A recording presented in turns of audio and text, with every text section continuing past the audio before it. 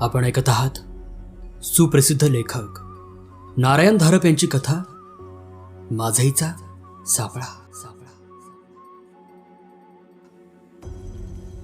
या सर्व प्रसंगातला योगायोग काही असलाच तर तो एवढाच होता की रमेश कोटणीसची ऑफिसला जाण्याची वाट गार्डन रोडने येत होती आणि अनेक वर्षे तो रस्ता पायाखालून गेल्याने त्याला त्या रस्त्यावरची इमारत, दुकाने, संस्था, व्यावसायिक यांची खूपच तपशीलवार माहिती होती आणि तो दैनिक समाचारच्या जाहिरात विभागात काम करीत होता. जाहिरात विभागासाठी आलेली डाक त्याच्या टेबलावर होती आणि एक एक पाकिट उघडून आतले कागद पाहता पाहता ते मळकट पाकिट त्याच्या समोर आलं होतं. पाकिट मळकट होतं कारण त्याचा कागद जुनाट पिवळट पडला होता. शिवाय वर चिकटवलेलं तिकीट किती जुनं होतं. तिकिटांबद्दल काही ठराविक वर्षानंतर त्यांना चलनातून बाद करण्याचा काही कायदा होता की नाही याची रमेशला माहिती नव्हती. पण असा कायदा असताच तर हे तिकीट नक्कीच बाद झालं असतं असं त्याला वाटलं आणि पाकिट हातात उलट सुलट करून पाहताना त्याला तो वास जाणवला. जीर्ण शीर्ण वस्तूचा वास, अनेक दिवस कोणत्या तरी ट्रंकेत वा फडताळात वा बासनात बांधून ठेवलेल्या कागदाचा वास. तो तर होताच, पण जोडीला आणखीही काहीतरी होतं, विशेष चांगलं नसणार. आणि म्हणूनच त्याला तो पत्ता दिसला, 219 गार्डन रोड. मेंदूत कुठेतरी घंटा वाजली. 219 गार्डन रोड. त्याच्या अगदी रोजची पायाखालची वाट. मग त्याने पाकिट उघडलं. आत एक तसाच जुना कागद होता आणि 10-10च्या 5 नोटा होत्या. पोस्टातून नोटा पाठवणं गुन्हा होता, पण पोस्टाने नोटा आल्या तर त्या घेणं गुन्हा होता का? स्वतःशीच हसत त्याने कागदाची घडी उघडली. एक तुटक पत्र, मायना नाही, सही नाही, तारीखही नाहीच. पत्र असं होतं, नोकरी धंदा या सदराखाली सोबतची जाहिरात देणे आहे. बिलापोटी सोबत रक्कम पाठवली आहे. उपलब्ध असणाऱ्या पहिल्या तारखेपासून सलग छापावी. चौकस, धाडसी, निर्भीड स्वभावाचा सहकारी पाहिजे. वय 25च्या आत. पगाराची अट नाही. रात्री 8 नंतर भेटावे. 219 गार्डन रोड. मोठं लक्षात राहण्यासारखं पत्र आणि प्रकरण खरं. मग त्याने पावती बनवली, तारखा घातल्या, कॅशियरकडे पाठवून दिली. 7 रुपये शिल्लक राहत होते. पावतीला टाचणीने लावून ठेवले होते. कामाच्या इतर व्यापात तो हे सर्व विसरून गेला आणि मग ऑफिसमधून संध्याकाळी घरी चालला असताना त्याला ते सर्व एकदम आठवलं. 219 गार्डन रोड. गार्डन रोडने चालता चालता तो एक एक नंबर बारीक नजरेने पाहत होता. आधी त्याला तो लहानसा बोर्ड दिसलाच नाही. 2 मोठ्या दुकानांच्या मधून तो मागे जात होता. एका दुकानाचा नंबर होता 218, दुसऱ्याचा होता 220. रमेश बोळाच्या तोंडाशी थांबला. आता प्रथमच त्याच्या मनात विचार आला, आपला यात काय संबंध आहे? असे नाका चमत्कारिक जाहिरात, जुना पिवळट कागद, जुनं पिवळं पाकिट, एखाद्या संग्रहालयात शोभेल असं जुनं पोस्टाचं तिकीट. त्याचा त्यात कोठे संबंध होता? काय त्या जाहिरातदाराचं नाव? मधई का माझई? असंच काहीतरी असेल. परप्रांतातला कोणीतरी जरा विक्षिप्त माणूस. पण मनात हे सर्व विचार चाललेले असतानाच त्याची पावलं सावकाश सावकाश त्या बोळात पुढे पुढे पडतच होती. Curiosity kill the cat. मनात अनाहूतपणे विचार आला. कोठल्या सांदी कोपऱ्यातून असा अचानक समोर आला. या प्रसन्न संध्याकाळच्या वेळी विचाराला ही मृत्यूची काळी झालर का आली असावी? या प्रकरणातल्या वरवर न दिसणाऱ्या काही गोष्टी, काही खुणा त्याच्या अव्यक्त पण सदा जागृत मनाने टिपल्या होत्या का? का केवळ जाहिरात विभागात काम करीत असल्याने दुराणवयाचे, भडक रंगाचे, धक्का देणारे शब्दामागून शब्द जुळवायची मनाला खोडच लागली होती? पावलं बोळातून पुढे पुढे पडतच होती. दोन्ही अंगाला नव्या इमारतींच्या उभ्या खडबडीत प्लास्टरच्या, विना खिडक्यांच्या बोडक्या भिंती होत्या. खाली धड रस्ता नव्हता, धड वाळूही नव्हती. खडे धोंडे होते. कधी काळी सिमेंट कॉन्क्रीट कालवल्यानंतर मागे राहिलेले कासवाच्या पाठीसारखे मोठे मोठे कठीण थर होते. 31 पावलांवर बोळ संपत होता. तिथपर्यंत येऊन रमेश थांबला होता. नव्या भिंती वळून दोन्ही अंगांना गेल्या होत्या. बोळ एका मोठ्या चौकात उघडत होता आणि चौकातच ते घर होतं. 219 गार्डन रोडचं. अर्थात एक मजली कौलारू 100 वर्षापूर्वी, कदाचित त्याच्याही पूर्वी बांधलेलं असावं. पण आता बंद, ओसाड, धुळेने माखलेल्या बंद खिडक्या, रंग उडालेली बंद दारं, घरांच्या भिंतीपर्यंत येऊन पोचलेलं रानगवत. शहरात अशी वास्तू असू शकेल यावर त्याचा विश्वासच नव्हता. पण ती आता प्रत्यक्षच त्याच्या डोळ्यांसमोर होती. हाच का त्या जाहिरातीतला पत्ता? नक्की. आणि इथे का उमेदवाराला बोलवलं होतं? रात्री 8 नंतर. संध्याकाळचा सोनेरी प्रकाश क्षणभर झाकोळल्यासारखा झाला. सर्व शरीरावरून एक सरसरती गारेगार शहार गेल्याची जाणीव झाली. आत्तापर्यंत मनात एक केवळ कुतूहल होतं. आता त्याला एक नवीन मिती जोडली गेली होती. आता त्याने काय करायला हवं होतं? व्यवस्थापकाला भेटून ती जाहिरात छापण्याआधी चौकशीची सूचना करायला हवी होती का? पहिल्या क्षणापासूनच त्याला वाटत होतं त्या जाहिरातीत काहीतरी वेगळं आहे, वाईट आहे, अयोग्य आहे. पण आता स्वतःची खात्री करून घ्यायला हवी होती. कदाचित आता तो स्वतःची मर्यादा ओलांडतही असेल. पण आता जर त्याने पाऊल मागे घेतलं, आता जर तो कचरला आणि काहीतरी विपरीत घडलं तर मग आयुष्याचे उरलेले सर्व क्षण अपराधीपणाची जाणीव त्याच्या मनावर एखाद्या भूतासारखी स्वार होऊन राहिली असती. आणि मनात विचारांचा असा घोळ चाललेला असताना पावला पावलाने तो पुढे येतच होता. अंगणातले राडे रोडे ओलांडले, तण सराटे, गवत तुडवत तो शेवटी घरापाशी पोहोचला होता. दार बंद होतं, खिडक्याही बंद होत्या. दाराला बाहेरून कुलूप होती, खिडक्या आतून लावलेल्या होत्या. हे घर आता एक दगड, विटा, काच, लाकूड, लोखंडाचं निर्जीव कवच झालं होतं. चारी बाजूंनी बंद. मग त्याची नजर वर गेली. घराकडे विजेची तार जातच नव्हती, टेलिफोनची तर नव्हतीच. चारी बाजूंनी उंच इमारतींनी घेरलेल्या विहिरीसारख्या या चौरसात एव्हानाच अंधार साकळला गेला होता.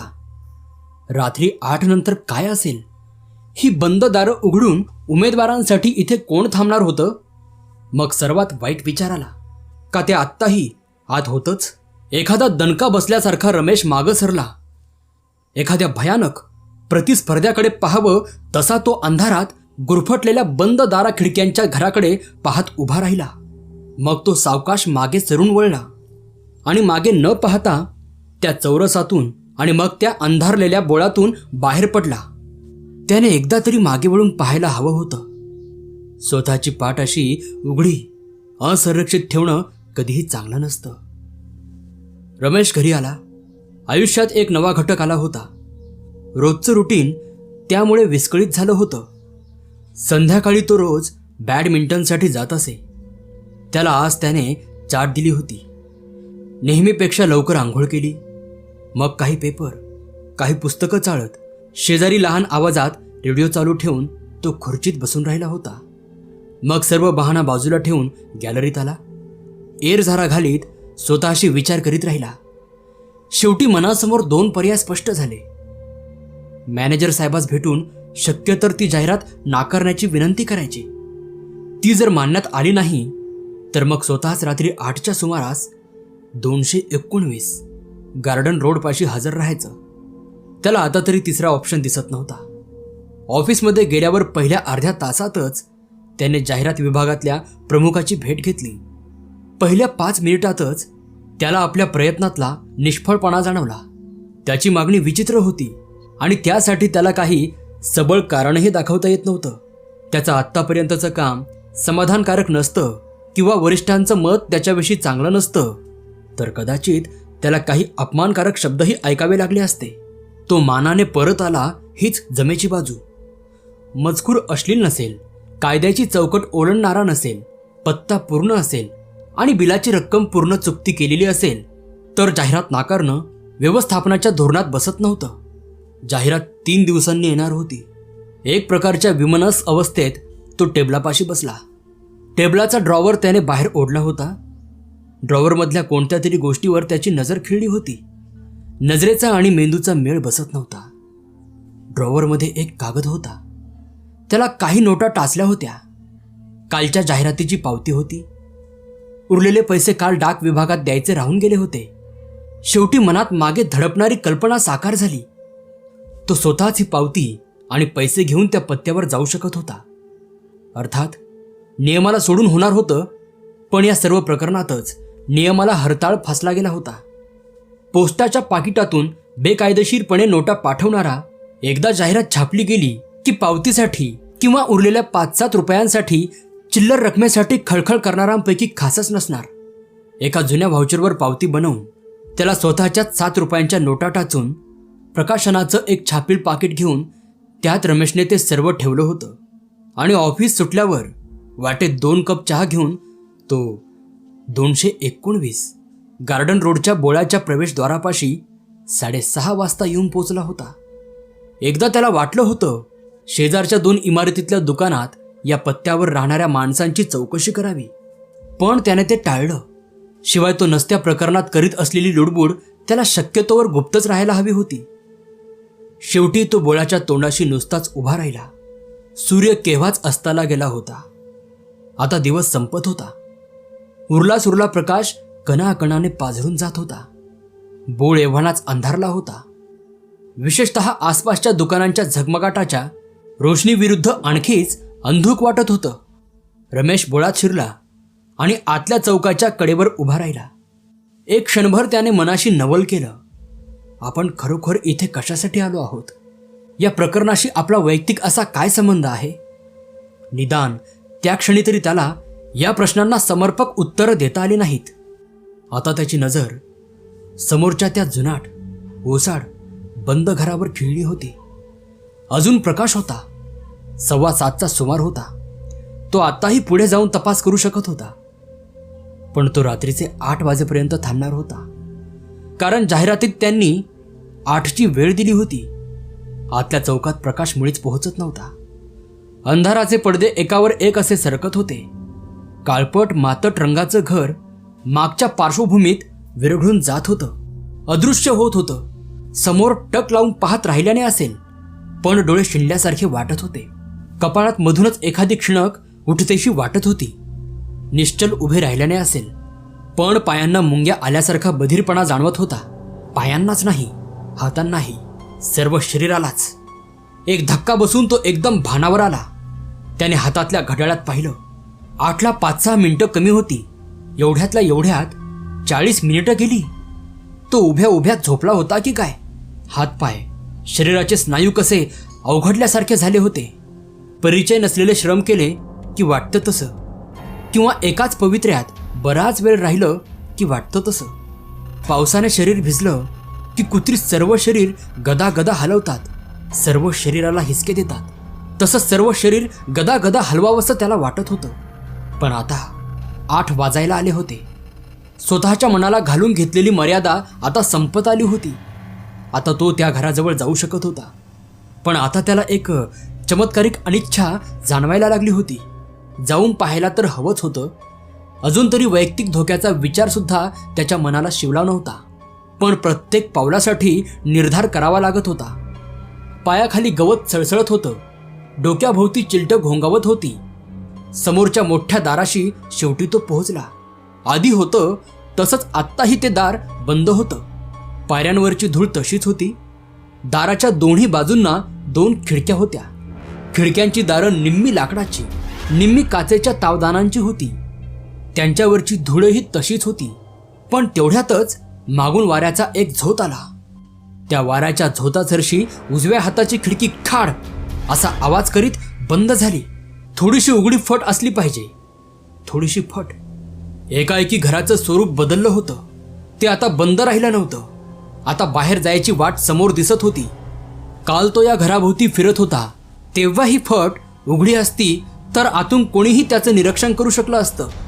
या विचाराने त्याच्या मस्तकात रागाची एक क्षणक येऊन गेली. त्याच्या कामाच्या निमित्ताने तो आतल्या कोणालाही हाक मारू शकत होता. तो आवेग कमी होण्याआधीच त्याने खिडकीचं पाल हातात धरलं आणि मागे ओढलं.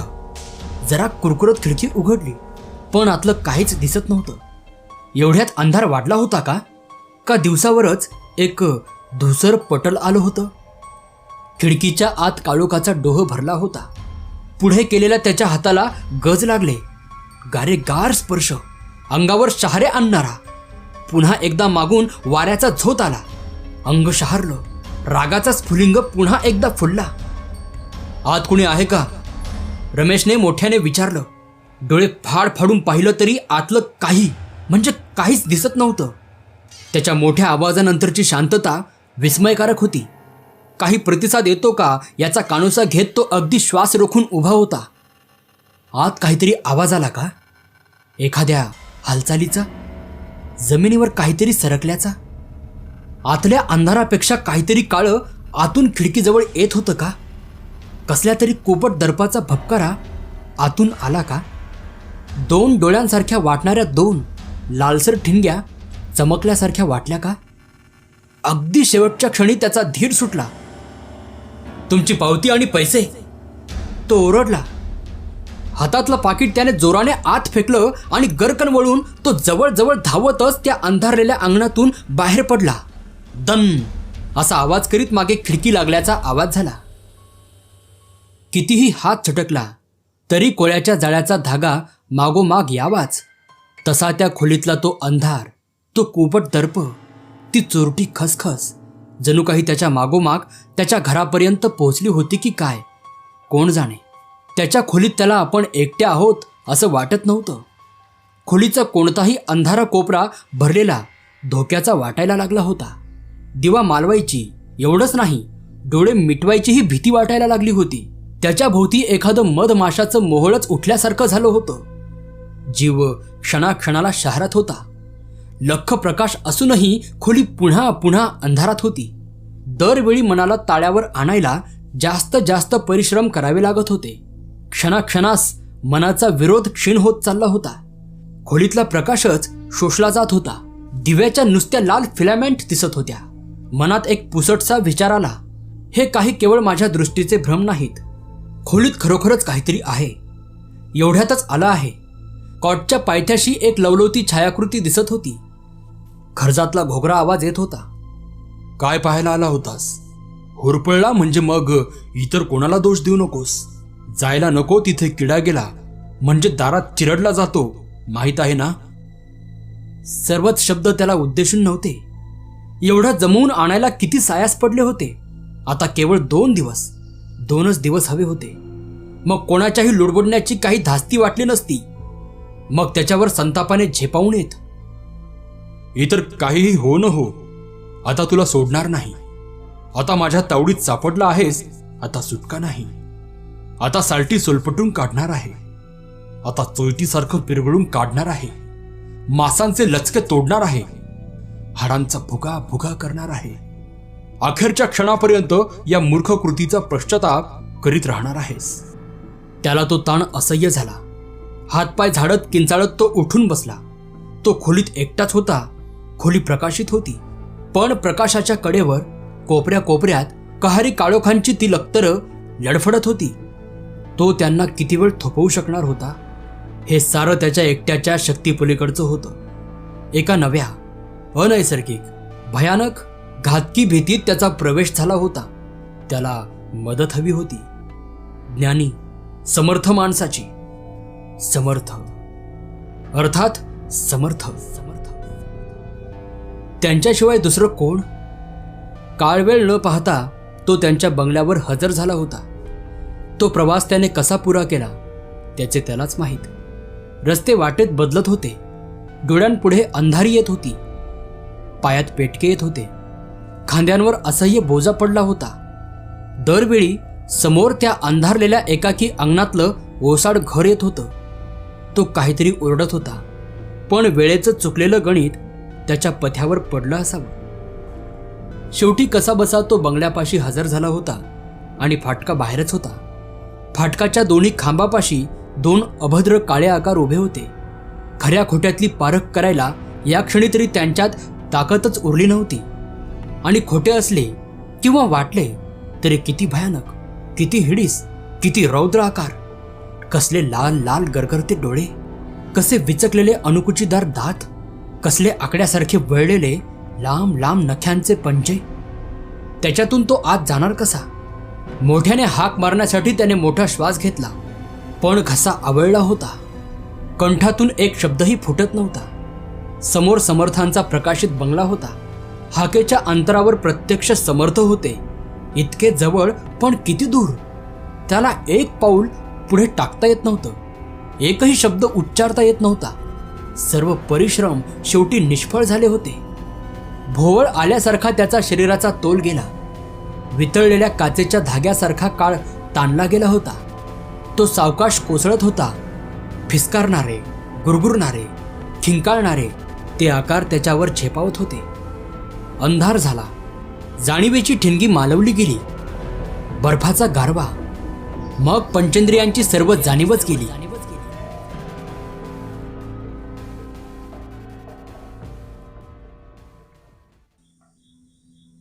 दहाचा सुमार होता. समर्थ आणि आप्पा दिवाणखान्यात बसले होते. प्रकाश सोनेरी, सुखद, उबदार होता. उघड्या खिडक्यांवरचे पडदे फडफडत होते. हवेत सुगंध होता. बागेतल्या फुलांचाही होताच. दिवाणखान्यात जळणाऱ्या अगरबत्तीचाही होता. अशा प्रसंगी आप्पाला वाटे, वेळ हातातून मुलायम रेशमी वस्त्रासारखा ओघळून जातो. मागे राहते ती केवळ एक अतिव सुखद अशी आठवण. त्या रात्री त्या क्षणाला अकस्मात तडा गेला. अरे अरे, हे काय?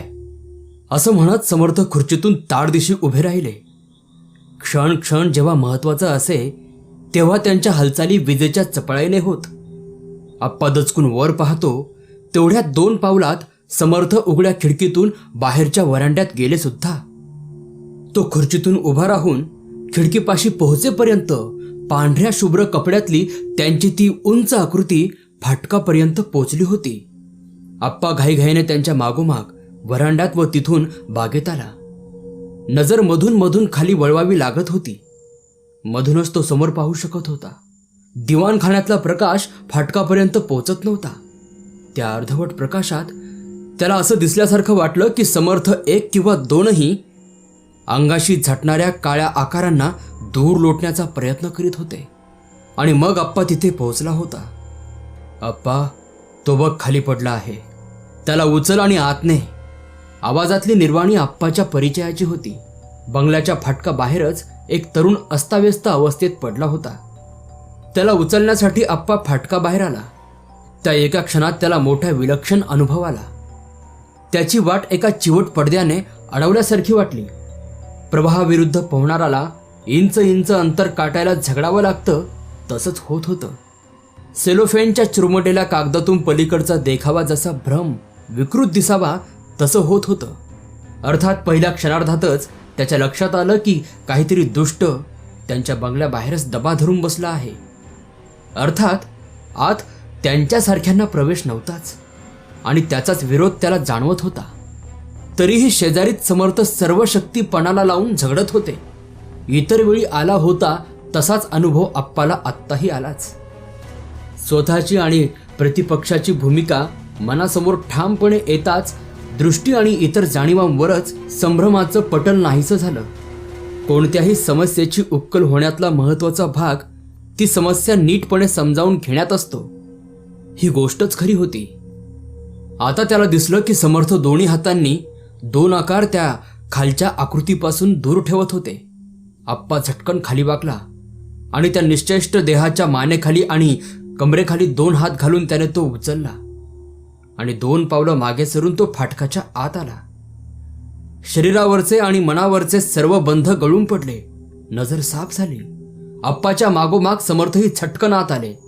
आत येऊन ते फाटकाच्या खांबाला टेकून उभे राहिले. समर्थांना इतकं थकलेलं आप्पाने आजपर्यंत क्वचितच पाहिलं होतं. आप्पा, त्याला आत घेऊन चल, समर्थ म्हणाले. ते स्वतः काही वेळ तसेच खांबाच्या आधाराने उभे राहिले होते आणि मग आप्पाच्या मागोमाग सावकाश आत आले. आत आप्पाने त्या नवागताला एका दिवाणावर झोपवला होता आता प्रकाशात आल्यावर अप्पाने त्याच्याकडे निरखून पाहिलं होतं. तो 25च्या सुमाराचा तरतरीत चेहऱ्याचा एक तरुण होता. पण आता त्याचा रंग अगदी पांढरा पडला होता. शरीर बर्फासारखं गार पडलं होतं. श्वास अगदी जेमतेम चालू होता. पण ही अवस्था अप्पाला अपरिचित नव्हती. तेवढ्यात समर्थ खोलीत आले. मघाचा त्यांचा थकवा पार गेला होता. खांदे परत एकदा उभारीने ताठ झाले होते. नजरेला पुन्हा एकदा त्या लखलखत्या शस्त्राची धार आली होती. आत आल्या आल्या ते दिवाणापाशी काही वेळ स्तब्ध उभे राहून त्या तरुणाचं निरीक्षण करीत होते. अप्पाला वाटत होतं समर्थांनी त्याला तातडीने काहीतरी उपचार करावेत. जणू काही त्याच्या मनातले विचार जाणूनच समर्थ म्हणाले, "आप्पा, आता कशाची घाई नाही. आता तो माझ्या संरक्षित वास्तूत आला आहे. सध्या तो एका निरुद्ध अवस्थेत आहे. त्याला त्याच अवस्थेत ठेवू. शुद्धीवर आल्यावर त्याला सर्वच आठवेल याची खात्री नाही. आत्ताच विचारून पाहू." त्यांच्या पिशवीतल्या त्या 2 लहान पांढऱ्या गोळ्या समर्थांनी अलगद त्या तरुणाच्या जिभेवर ठेवल्या.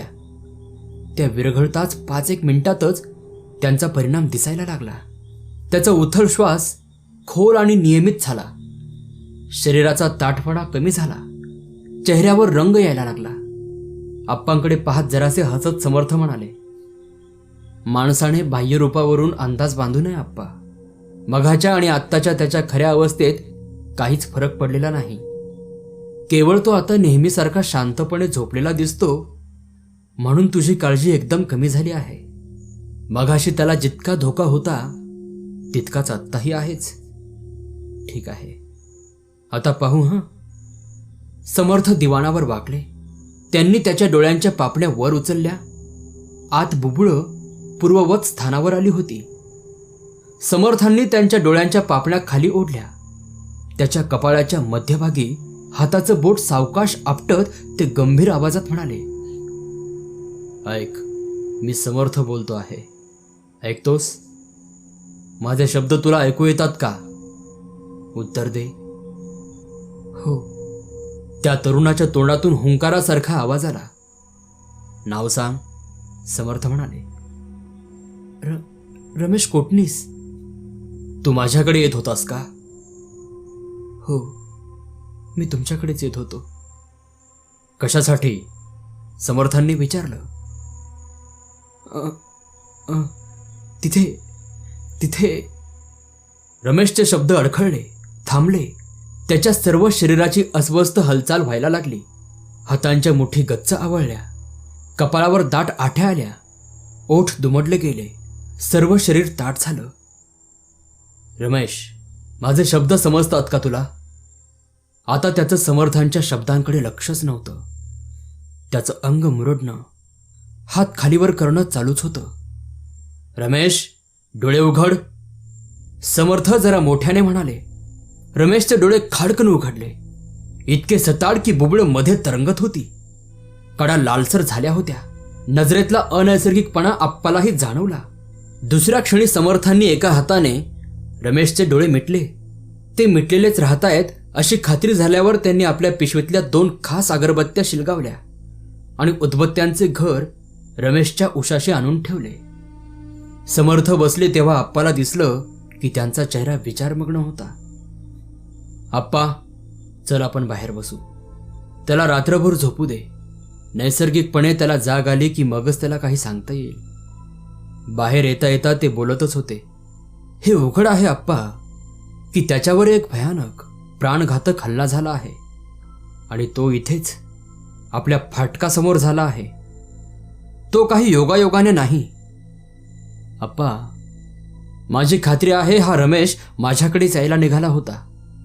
त्याला फाटकापाशी रोखण्याचा प्रयत्न झाला होता." "समर्थ, तुम्ही म्हणाला होतात फाटकाच्या आतला सर्व अवकाश सुरक्षित आहे." "हो, आणि तो तसा आहेही. रमेशच्या अंतरंगात आता दुष्ट असं काही नाही, पण निखालस दुष्टतेचा त्याच्याशी फार निकटचा संपर्क आला होता. त्याचा ठसा अजूनही त्याच्या मनावर आहे.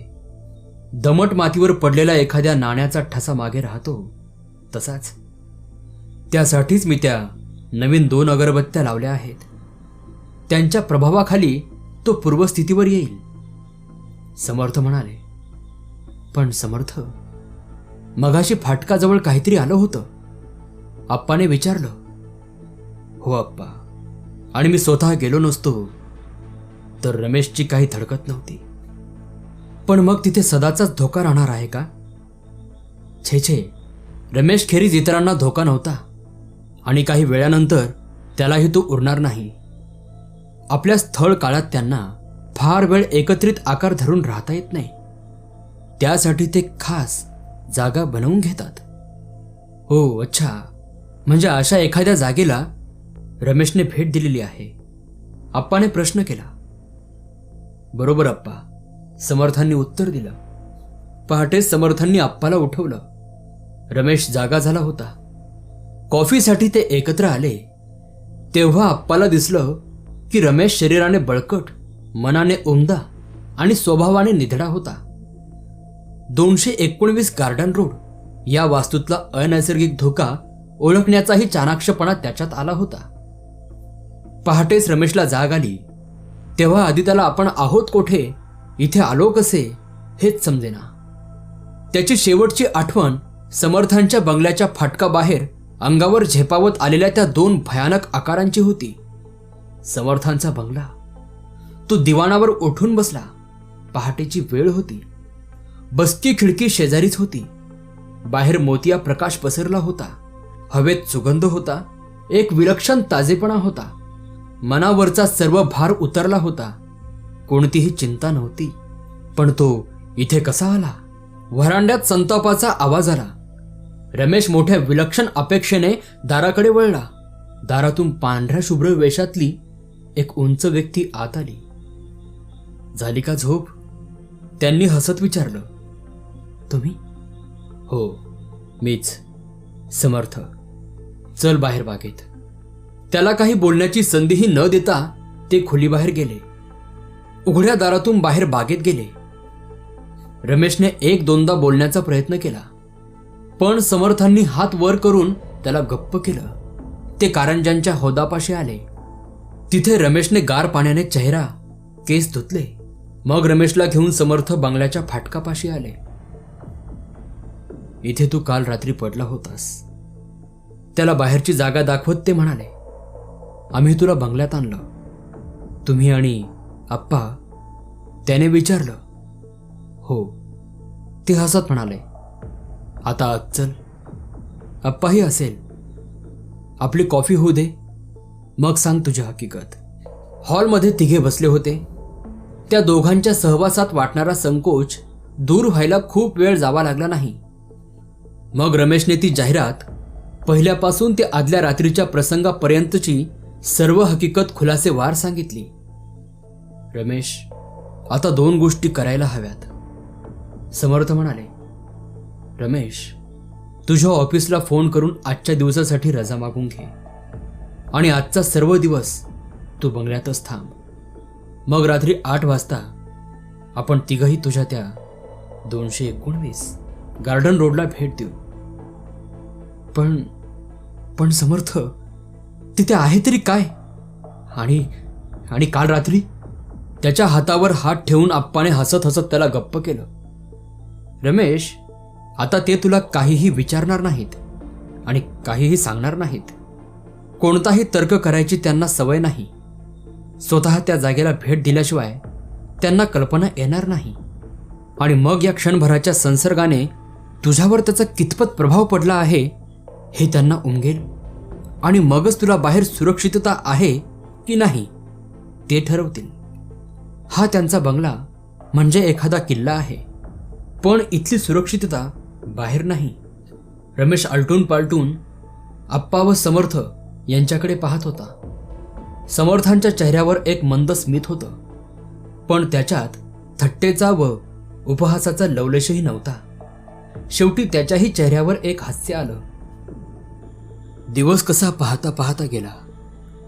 त्याला विचारलं असतं तर रमेश खास काही झाल्याचं सांगू शकला नसता. पण पाहता पाहता संध्याकाळ झाली. 8च्या सुमारास ते तिघे निघाले. एव्हाना अर्थात रमेशलाही समजून चुकलं होतं की त्या जुनाट ओसाड घरात काहीतरी भयंकर आहे. रात्रीचा तिथे जाण्याचा विचारही त्याने मनात आणला नसता. पण समर्थ आणि अप्पाही सर्व काही किती सहजपणे घेत होते. गाडी बोळाच्या दाराशी पोहोचली. सीटवरची पिशवी समर्थांनी खांद्याला लटकवली आणि ते रमेशला एवढंच म्हणाले, रमेश चल. तो त्यांच्या मागोमाग त्या बोळातून आत निघाला. बोळाच्या तोंडाशी समर्थ काही वेळ थांबले आणि मग ते पुढे निघाले. ज्या खिडकीतून रमेशने ते कागद आत फेकले होते त्या खिडकीपाशी समर्थ गेले.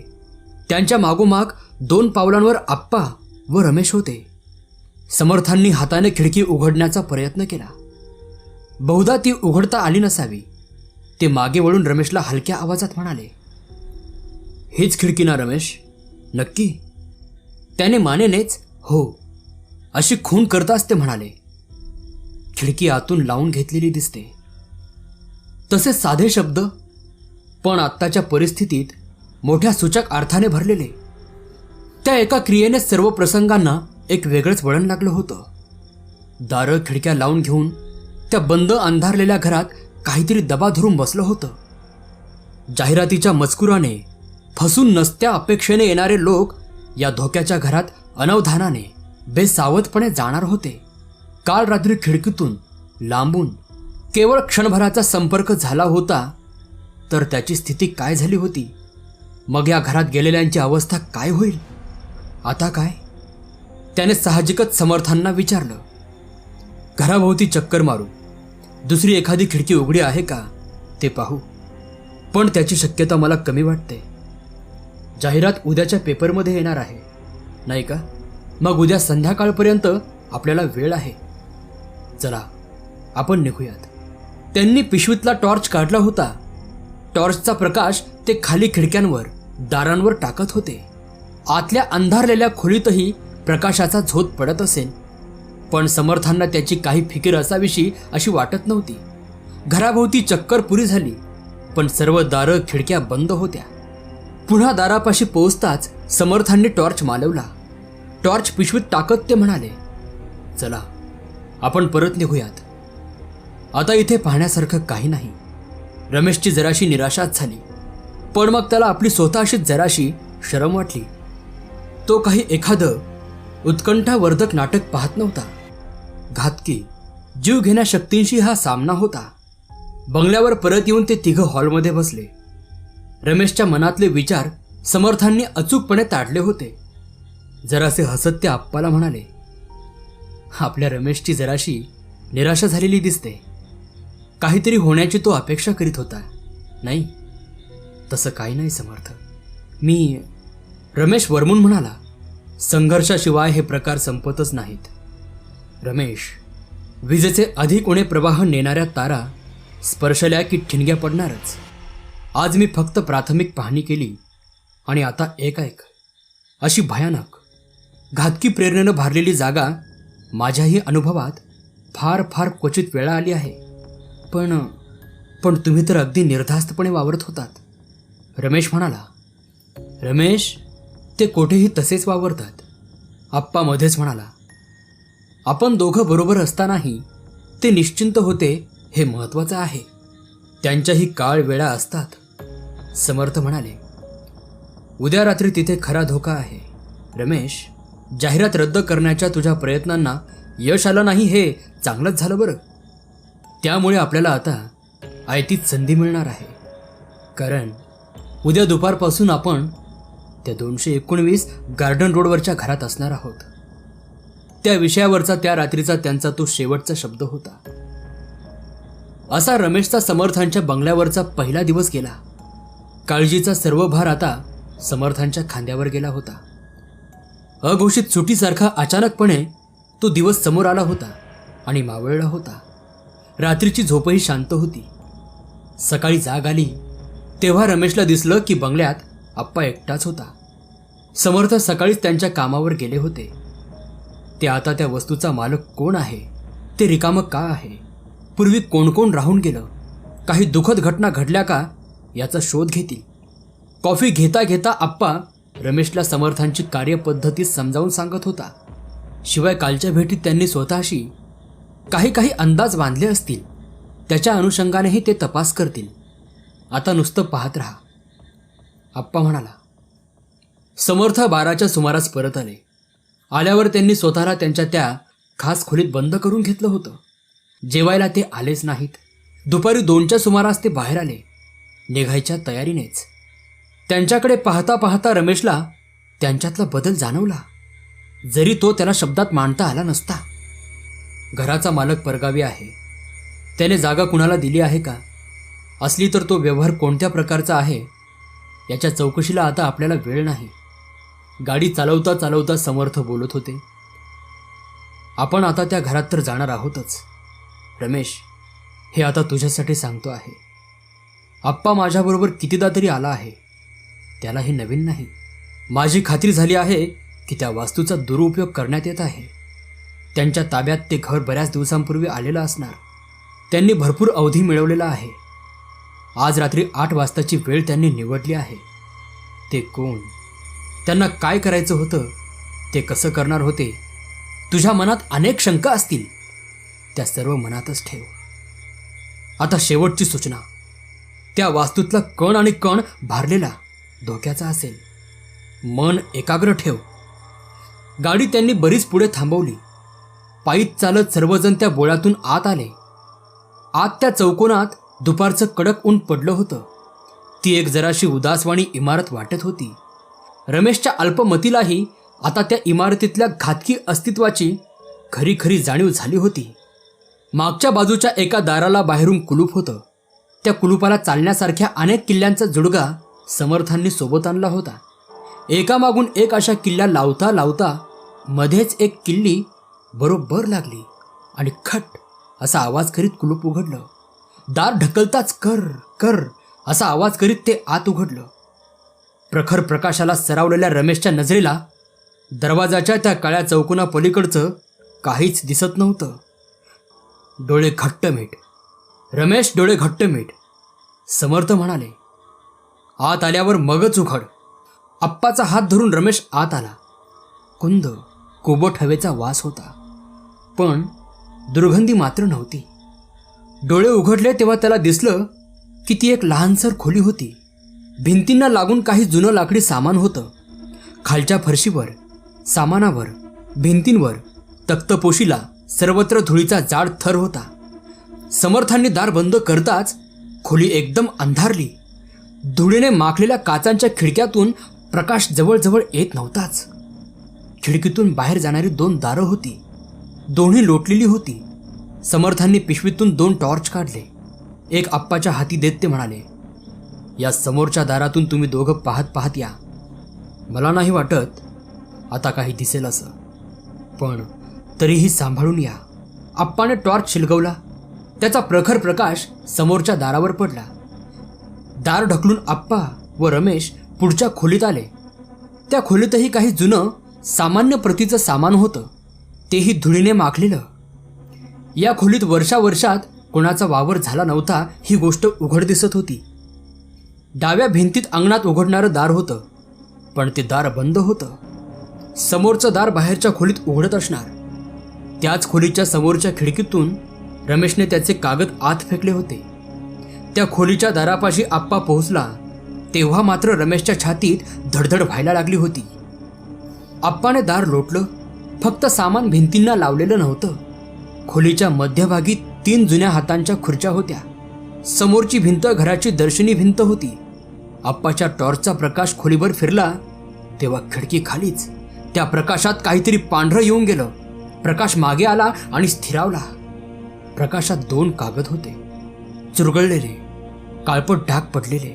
2 चुरगळलेले कागद नजर इतकी खिळवून ठेवू शकतील यावर रमेशचा विश्वास बसला नसता. डोक्यात मागे एक वेदना जन्माला आली. टॉर्चच्या प्रकाशात गोल पाण्यावर हिंदकळल्यासारखा हलत होता आणि मग एका प्रचंड चक्रात गरगरत वर गेला. रमेश, त्याला कोणीतरी हलवत होतं, हाका मारत होतं. त्याने डोळे उघडले तेव्हा खोलीत प्रकाश होता. दोन्ही खिडक्या उघडलेल्या होत्या. समर्थ आणि आप्पा त्याच्या शेजारी उभे होते. मग त्याच्या ध्यानात आलं आपल्याला एका खुर्चीवर बसवण्यात आलं होतं. आता कसं वाटतं? समर्थ विचारत होते. आता आता ठीक आहे, पण पण मला काय झालं होतं? तुला चक्कर आली होती. काल रात्री तुझ्या इथल्या भेटीचा हा वारसा आहे, समर्थ म्हणाले. मला ती शंका होतीच. त्यासाठी योग्य ती तयारीही मी केली आहे. आता इकडे या, तुम्हाला एक दाखवायचं आहे. समर्थांनी त्यांना शेजारच्या खोलीत नेलं. खोलीच्या मध्यभागी एक झडप उघडलेली होती. खाली तळघर होतं. झडपे तळघराकडे जिना जात होता. चला, समर्थ म्हणाले आणि जिन्यावरून खाली निघाले. वरच्या खोलीतला प्रकाश 3-4 पायऱ्यांच्या खाली पोहोचत नव्हता. 5 पायऱ्यानंतर जिना वळून अंधारात गेला होता. तिघं खाली येऊन पोहोचले.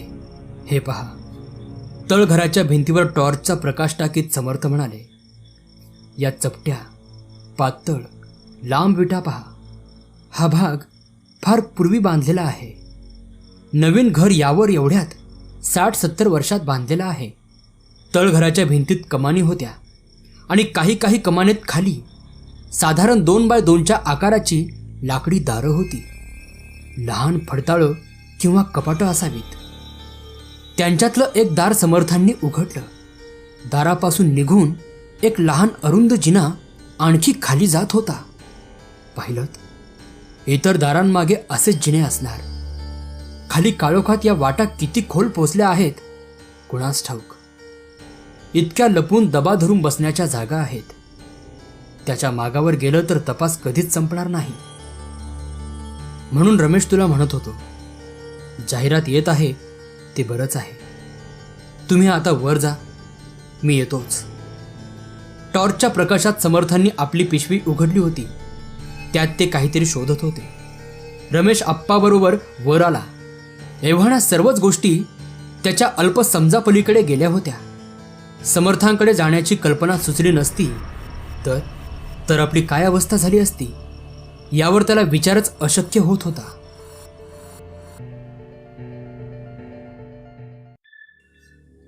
सात वाजत आले. ती प्रतीक्षा रमेशला फार कठीण गेली. आता काय होणार होतं याची मनासमोर नाना चित्र येत होती. मनावर ताबा ठेवणं अशक्यच होतं. समर्थ आणि आप्पा मात्र शांत होते. अर्थात त्यांना हे काही नवीन नव्हतं. प्रकाश नकळत कमी होत गेला होता आणि आता खोली पार अंधारून आली होती. समर्थांनी बाहेरच्या खोलीत एक लहानशी मेणबत्ती लावून ठेवली होती. 8ला 15-20 मिनिटं कमी असताना ते म्हणाले, आप्पा आणि रमेश, तुम्ही आता दोघंही बाहेर जा आणि बोळाच्या तोंडाशी थांबा. जाहिरात वाचलेला कोणी ना कोणी इच्छुक उमेदवार पत्ता शोधत येईल. त्यातला जो पहिला येईल त्याच्याबरोबर तू इकडे ये रमेश. त्यानंतर येणाऱ्या सर्वांना काही सबब सांगून तू वाटेला लाव. आप्पा, वाटलं तर उद्या यायला सांग किंवा काहीही कर. मी तुला ते सांगायला नको. समर्थ, तुम्ही? आप्पाने लागलीच विचारलं. मला आतच थांबायला हवं. तू जा रमेश बरोबर. आप्पा. त्या लहानशा प्रश्न उत्तराचा रमेशला बोध झाला नाही. पण त्या घराबाहेर पडायला तो अधीर झाला होता. मनावर ताण यायला लागला होता. मेणबत्तीचा फडफडता पिवळा प्रकाश अगदी अपुरा वाटत होता. कोपऱ्यावरून नजर सारखी फिरत होती. सारखं खांद्यावरून वळून मागे पाहावंसं वाटत होतं. बाहेर आल्यावर त्याला एकदम किती मोकळं, किती हलकं वाटलं. आप्पा, तुम्हाला खोलीत काही जाणवलं नाही का? तो मलाच भास होत होता. अंगणातून जाता जाता त्याने आप्पाला विचारलं. नाही, तुला भास होत नव्हता रमेश. मलाही तो बदल जाणवत होता, पण मला त्याची अपेक्षा होतीच. आणि समर्थ, ते आत एकटेच काय करणार आहेत? रमेश, त्यांच्या सहज बोलण्यावर जाऊ नकोस बरं का. तिथं खरोखरीच काय प्रकार चालला आहे, त्याचा शेवट कसा करायचा याचा सर्व आराखडा एव्हाना त्यांच्या मनात तयार झालेला असणार. त्यांनी सांगितलेली कामगिरी बरोबर पार पाड म्हणजे झालं. जास्त तर्क कुतर्क करीत बसू नकोस. बोळातून बाहेर जाताना रमेशने एकदाच मागे वळून पाहिलं. समर्थांनी खिडक्या परत लावून घेतलेल्या दिसत होत्या. दाराजवळच्या एका खिडकीमागे आतल्या मेणबत्तीचा अगदी क्षीणसर प्रकाश दिसत होता. तोही एकदम नाहीसा झाला. समर्थांनी मेणबत्ती मालवून टाकली असली पाहिजे. 8:15च्या सुमारास 219 गार्डन रोडची चौकशी करीत एक जण आला. एक साधा होतकरू तरुण, नाव टिपणीस. आप्पाच पुढे होत म्हणाला, हो हो, हाच तो पत्ता. आम्हीही त्यासाठीच आलो आहोत. रमेश, तू जा यांच्याबरोबर, मी इथेच थांबतो. रमेश टिपणीस बरोबर आत निघाला. पुढे काय होणार आहे किंवा दिसणार आहे याची त्याला काडी इतकीही कल्पना नव्हती. पण जे दिसलं ते मात्र संपूर्ण अनपेक्षित होतं. चौकात येताच त्याची नजर समोर गेली आणि तो हबकलाच. जी इमारत मघाशी त्याला संपूर्ण अंधारात बुडून गेलेली दिसत होती, त्या इमारतीच्या खिडक्यातून आता प्रकाश दिसत होता. समोरचं दार उघडं होतं. त्या टिपणीसला त्यात अनैसर्गिक काही वाटत नव्हतं. तो सपाट्याने तिकडे निघाला. पण रमेशची पावलं मात्र अडखळत होती. कदाचित समर्थांनी घरात सापडलेले दिवे लावले असण्याची शक्यता होती, पण रमेशचा त्यावर विश्वास बसत नव्हता आणि अर्थात तो टिपणीसजवळ काहीच बोलू शकत नव्हता. त्याला घेऊन त्या घरात जाण्याची कामगिरी समर्थांनी त्याच्यावर सोपवली होती. टिपणीस व त्याच्या मागोमाग रमेश त्या दारातून आत आले. खोलीच्या छताला साखळीने टांगलेला मोठा दिवा होता. खाली एक जुन्या प्रकारचं लाल वेलबुटीचं जाजम अंथरलेलं दिसत होतं. दोन्ही अंगांना खुर्च्या रांगेने मांडून ठेवलेल्या होत्या आणि बरोबर समोर एक मोठी खुर्ची होती आणि त्या खुर्चीत एक मध्यमवयीन गृहस्थ बसले होते. रमेशला काल रात्रीच्या प्रसंगाची आठवण झाली. समर्थ कोठे दिसतात का हे पाहण्यासाठी त्याने खोलीभर नजर फिरवली. त्या एका क्षणात त्याला असा भास झाला की समोरचा प्रकाशित देखावा जरासा थरथरला. खुर्चीतल्या गृहस्थांनी एक हात वर करून त्यांचं स्वागत केलं. या या या बसा. आवाज किती गोड, अर्जवी, लागवी होता. पण रमेशने पुन्हा एकदा नजर फिरवली तेव्हा नजरेच्या कडेतून त्याला तो देखावा क्षणभर अंधारल्यासारखा दिसला. म्हणजे तो खऱ्या अर्थाने देखावाच होता. नाटकातल्या पडद्यावर रंगवतात तसला. प्रत्यक्षात काय होतं कोणास ठाऊक. आणि आपल्याला हे समजलं आहे हे त्या ग्रहस्थांना कळलेलं असणारच, पण तसली काही खूण दिसत नव्हती. टिपणी सेवाना पुढे जाऊन खुर्चीवर बसलाही होता. रमेशला पुढे जावंच लागलं. त्याला स्वतःला काहीही वाटत असलं तरीही त्याच्या वागण्यात काहीही संशयास्पद दिसत नव्हतं. समर्थांची जी काही योजना असेल तिच्यासाठी त्यांना पूर्ण वाव द्यायला हवा होता. तो जरा बिचकतच पुढे गेला. एका खुर्चीवर बसला. आत प्रथमच त्याने समोरच्या माणसाकडे निरखून पाहिलं. त्याच्या चेहऱ्याकडे पाहून त्याच्या वयाचा अंदाज येत नव्हता. चेहऱ्यावर रेषा होत्या पण त्या वयाच्या वाटत नव्हत्या. केस दाट कुरळे होते. कानशिलांपाशी एक चंदेरी झाक होती. आता ते खुर्चीत मागे रेलून पायावर पाय टाकून हातांची छातीशी घडी करून बसले होते आणि त्यांच्याकडे पाहत होते. त्यांच्या डोळ्यांपर्यंत एकदा नजर पोहोचली की तिथे गुंगत होती. डोळे मोठे होते, किंचित निळसर भुऱ्या रंगावर जाणारे. त्या नजरेत अगदी मागे एक छद्मी मिस्किलपणाची छटा दिसत होती. पण हे कसं शक्य होतं? 15-20 मिनिटांपूर्वीच त्याने आपल्या डोळ्यांनी पाहिलं होतं की ही खोली ओसाड, उजाड, धुळेने माखलेली, अंधारलेली होती. आणि आता तो काय पाहत होता? हा नजरेचा भ्रम होता का? दिसत होतं ते सर्व खोटंच होतं का? तुमचं नाव काय म्हणालात? ते किंचित हसत विचारत होते. त्यांनी नाव सांगितलं, टिपणीस. तुमचं काय? तुमचं लक्ष दिसत नाही माझ्याकडे. चेहऱ्यावरचं हास्य आणखी स्पष्ट झालं होतं पण ते त्या भुऱ्या डोळ्यांपर्यंत पोहोचत नव्हतं. त्या डोळ्यात आता एक क्रूर थंडपणा आला होता. त्याच्या मनातले विचार त्यांना आरशासारखे स्पष्ट दिसत असले पाहिजेत. नाही नाही, माझं लक्ष नव्हतं. जाहिरात पाहून आलात ना? यांना घेऊन आलात ना? चौकस तर आहातच, पण निर्भीड आहात का? साहसाची तयारी आहे का? डोळे रमेशवर एखाद्या गिरमिट्यासारखे खिळले होते. प्रत्येक प्रश्न द्वैर्थी होता. तो कोण होता, इथे कशासाठी आला होता हे सर्व त्यांना माहीत होतं. रमेशचा जीव गलबलायला लागला होता. खोलीत समर्थ कोठे दिसतात का त्याला पाहायचं होतं, पण त्या भयंकर डोळ्यांनी त्याची नजर पकडून ठेवली होती. ती सोडवून घेताच येत नव्हती. त्यांनी दोन्ही हात हवेत उडवले. ठीक आहे, पाहूच आता. मी तुम्हाला 1-2 कागद दाखवणार आहे. वाटलं तर मुलाखत म्हणा, वाटलं तर चाचणी म्हणा. त्या कागदात पहा आणि मला सांगा. त्यांच्या हातात एक मोठा कागद होता. ते तो त्या दोघांसमोर उलगडत होते.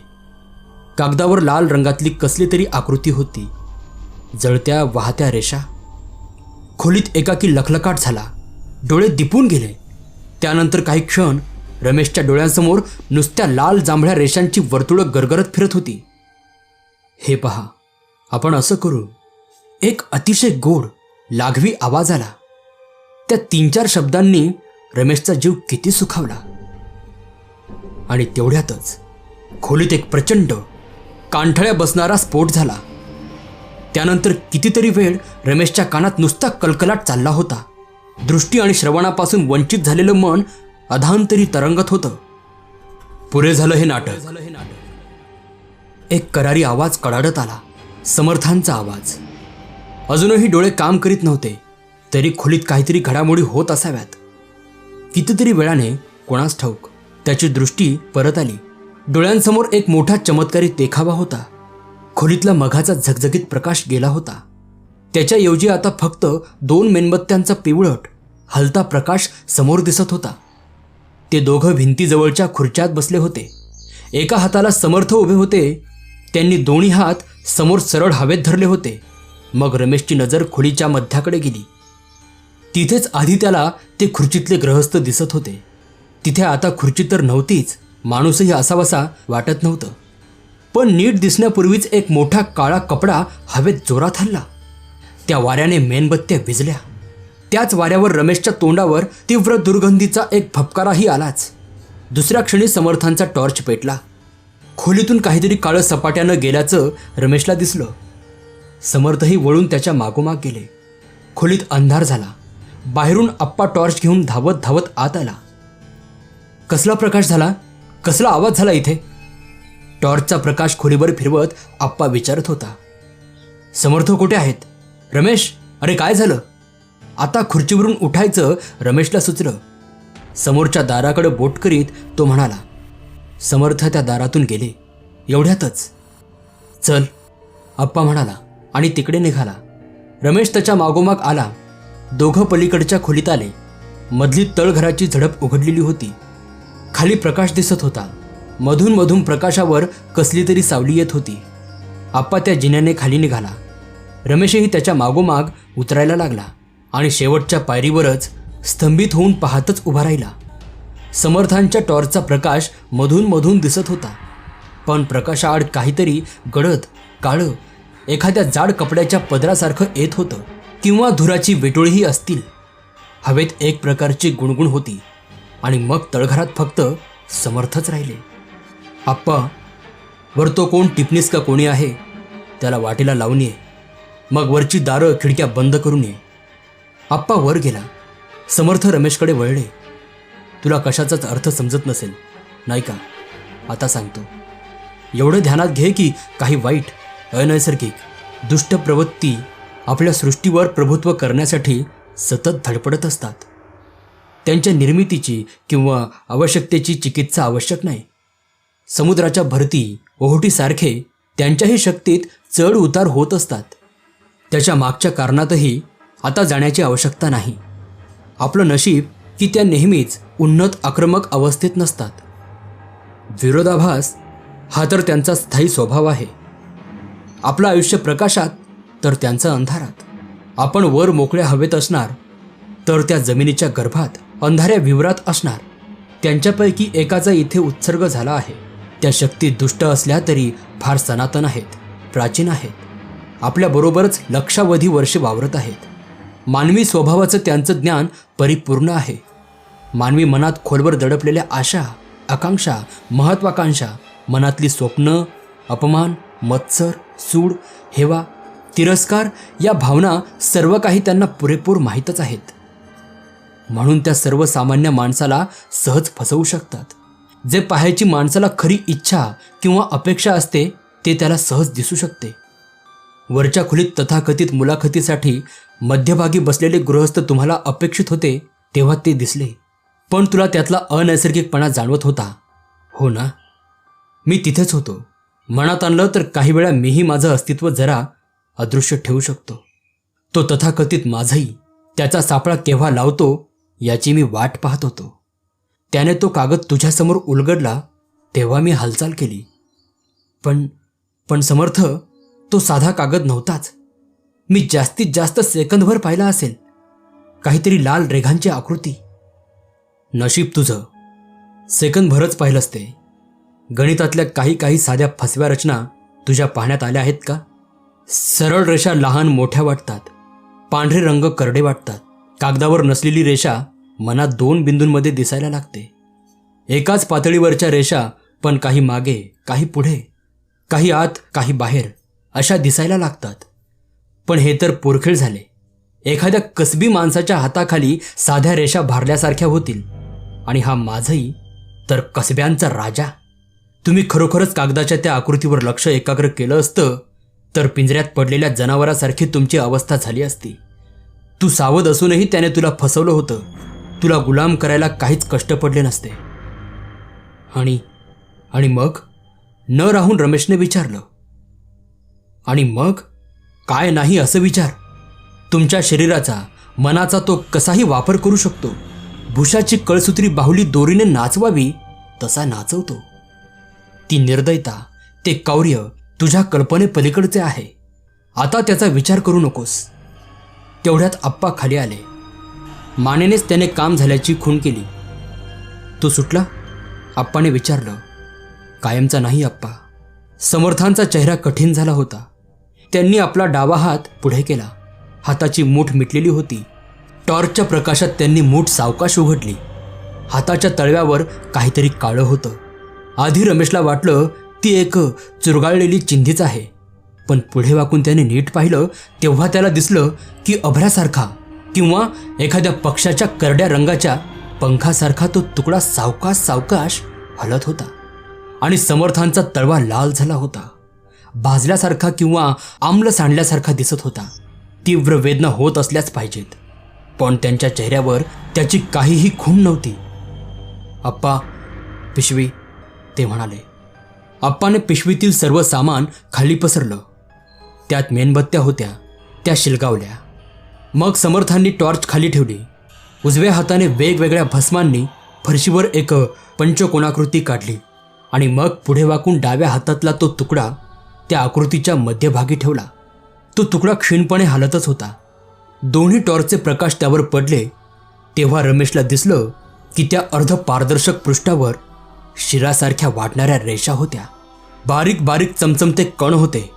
डोळेच वाटावेत असे. समर्थांना आता आपल्या हाताकडे लक्ष द्यायला वेळ झाला होता. मल्लम चोळता चोळता ते म्हणाले. तो वर गेला तेव्हा मी इथली सर्व दारं बांधून टाकली होती. पण माझ्या लक्षात न आलेलं आणखी एखादं असलंच पाहिजे. तुमची आणि त्याची झटापट झाली का? आप्पाने विचारलं. आप्पा, त्याशिवाय गत्यंतरच नव्हतं. पंचकोणातल्या तुकड्याकडे बोट करीत ते म्हणाले. त्याच्या शरीर द्रव्याचा तो भाग माझ्या हाती लागला. त्याच्या दाहकपणावर टीका अनावश्यकच होती. आता आपण तेच त्याच्या विरुद्ध वापरणार आहोत. समर्थांचा आवाज कठीण आणि धारदार झाला होता. ते खाली बसले होते.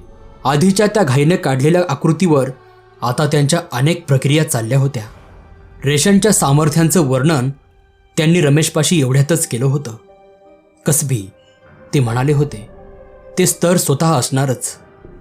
शरीराचा एखादा भाग, केस, नख, रक्ताचा एखादा थेंब वापरून त्यायोगे मंत्रविद्या सिद्ध करण्याचा प्रयोग फार फार जुना आहे. रमेश, आता आपल्यापाशीही त्याच्या शरीराचा हा अवशेष आहे. एवढा आपल्याला पुरेसा आहे. कशासाठी? न राहून रमेशने विचारलं. त्याला आपण इथे खेचून आणणार आहोत, समर्थ म्हणाले. पुढच्या घटना रमेश साऱ्या जन्मात विसरू शकणार नव्हता. आकृतीची रचना मनासारखी झाल्यावर समर्थांनी रमेश व आप्पाला जिन्यावर उभं राहण्याची खूण केली आणि त्या आकृतीपाशी एका विशिष्ट आसनात बसून संथलयीत काही वर्णमालांच्या उच्चारास सुरुवात केली. आवाज मोठा नव्हता, पण प्रत्येक शब्द शक्तीने भारल्यासारखा वाटत होता. वाटलं होतं त्यांनी लय वाढवली तर हे शब्द वादळ उठवतील. जर त्यांनी आवाज चढवला तर भिंती आणि छप्र गदागदा हालायला लागतील. किनाऱ्यावर उभं राहून सागराकडे पाहिलं की 15-20 फुटांवर मागे पुढे होणाऱ्या लाटांच्यात वावरणाऱ्या अविरोध संहारक शक्तीची जाणीव होते तशी होत होती. पण ते तर त्या शक्ती वर्तुळांच्या परिघावर होते. ते काही त्यांच्यावर केंद्रित केलेलं नव्हतं आणि तिथे त्याचा परिणाम व्हायला लागला होता. तळघरातल्या वातावरणात एक गढूळपणा यायला लागला होता. मेणबत्त्यांचा प्रकाश किंचित धुसर वाटायला लागला होता. असं वाटत होतं की तळघरांच्या भिंतींना असलेल्या लहान लहान दारांच्या फटीतून धुरांच्या वलयांसारखं काहीतरी काळसर आत येत होतं, साकळत होतं. एकाकी समर्थांच्या समोर एक काळा आकार उभा येऊन राहिला.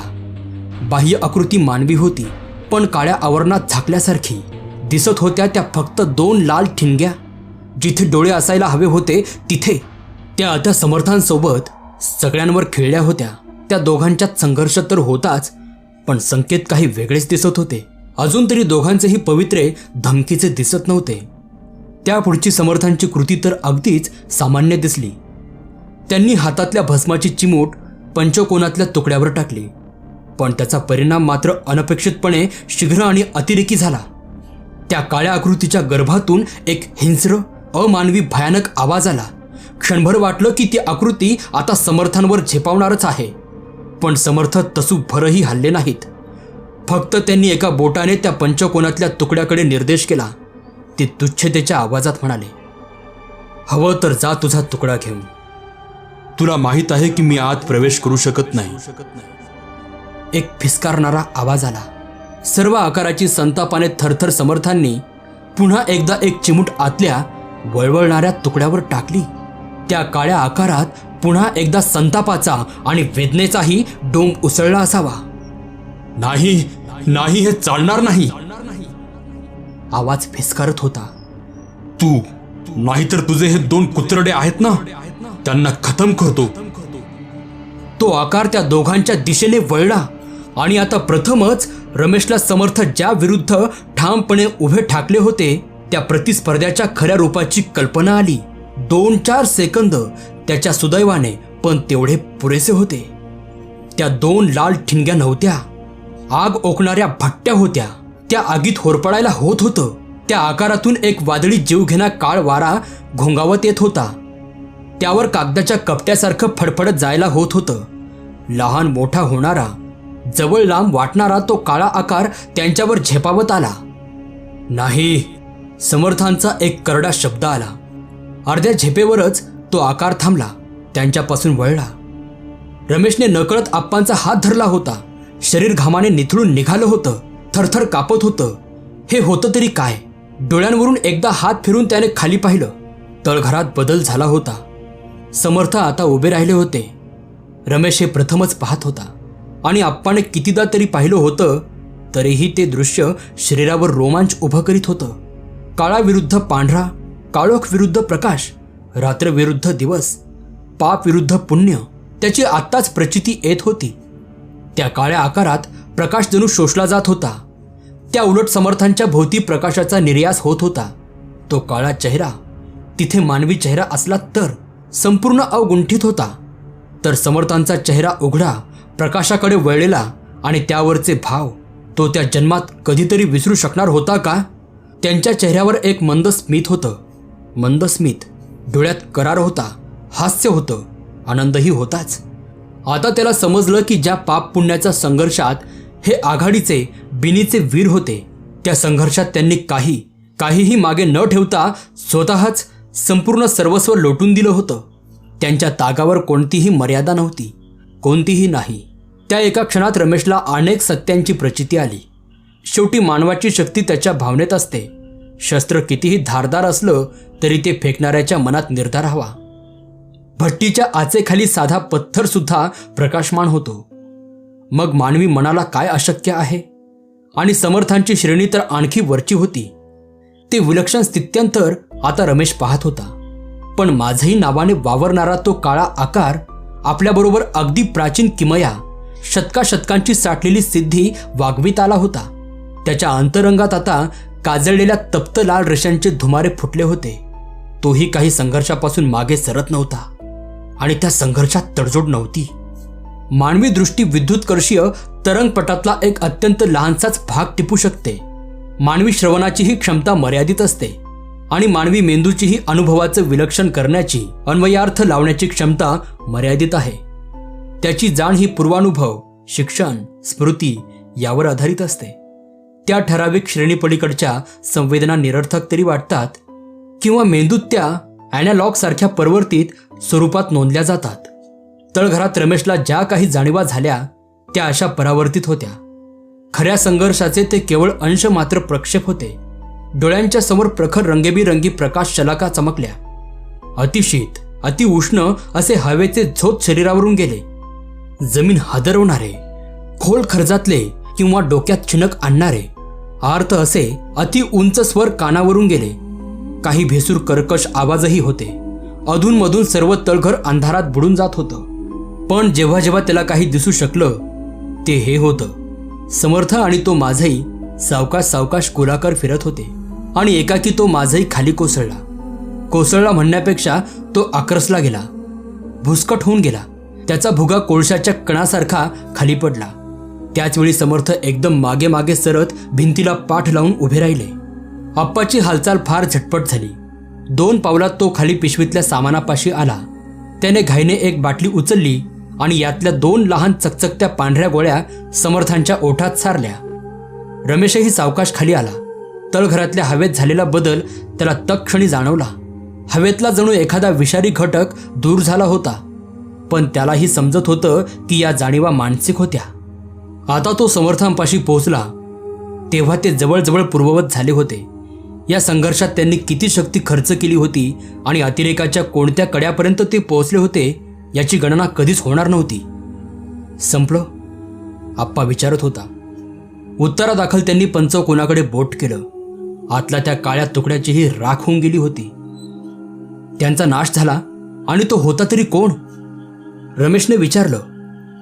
नाश नाही, कारण तोही शक्तीचाच एक आविष्कार आहे आणि शक्ती कधीही नष्ट होत नाही, केवळ रूपांतरित होते. कमी धोक्याची होते. कागदाचा अणुकुचीदार बाण त्याच्या घड्या उघडल्या की साधा कागद होतो. त्याच्यातला धोका आत्तापुरता टळला आहे. तो कोण होता विचारतोस? अग्नीला नाव असतं का? पेटते ती काडी. दुष्टतेचा तो अर्क आहे. अनेक नावांनी, अनेक रूपांनी वावरत आलेला, निखळ दुष्टतेच्या कौर्याचा, स्वार्थाचा आविष्कार. फार क्वचित वेळा सर्व घटक जमून एकत्र येतात आणि त्याला आपल्या सृष्टीत पदार्पण शक्य होतं. खरे संत किंवा महात्मे, युगपुरुष शतकानंतरच अवतीर्ण होतात. संपूर्ण दुष्टताही तितकीच अपवादात्मक आहे. कपाळावर बारीक घामाचे थेंब चमकत होते. ते हाताच्या मागच्या भागाने पुसत समर्थ म्हणाले, चल आपण निघूया. काही ठराविक क्रमाने त्यांनी फरशीवरच्या पंचकोनाच्या रेषा पुसल्या. फरशीवरचा काळा भुगा पायांनी चारी दिशांना उधळून दिला आणि मेणबत्त्या मालवून सर्व सामान पिशवीत भरून ते तळघराच्या जिन्यावर आले. तळमजला संपूर्ण अंधारात होता, पण आता तो नेहमीचा परिचित अंधार होता. त्या ओसाड घरात त्यांचं वास्तव्य जेमतेम 7-8 तास होतं. त्याच्या सर्व खुणा पुसून टाकायला फारसा अवधी लागला नाही.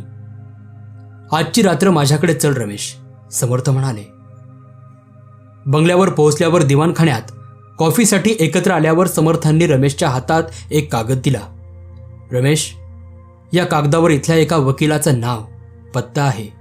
आपण ज्या घरात गेलो होतो त्या प्रॉपर्टीची व्यवस्था हे वकील पाहतात. त्यांच्याकडून मला मालकाचं नाव, पत्ता, फोन नंबर मिळाला. आज सकाळी मी त्यांच्याशी फोनवरून बोललो.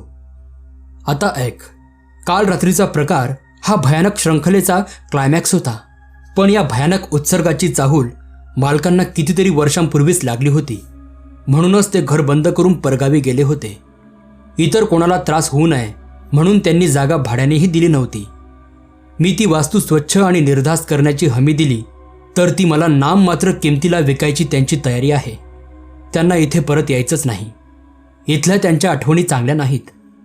तेव्हा रमेश, तुला हवं तर तू ते घर घेऊ शकतोस. आता तिथे कोणताही धोका नाही आणि तू ते घर घ्यावंस अशी माझी आणखीही एका कारणासाठी इच्छा आहे. या प्रकरणाचा पुन्हा प्रादुर्भाव होणार नाही अशी माझी खात्री आहे. पण तरीही त्या वास्तूवर लक्ष ठेवणं आवश्यक आहे. तू ते काम उत्तम प्रकारे करू शकशील अशी माझी खात्री आहे. दुसऱ्या सकाळी समर्थांचा निरोप घेताना रमेशला मनोमन वाटलं की ही काही आपली शेवटची भेट नाही.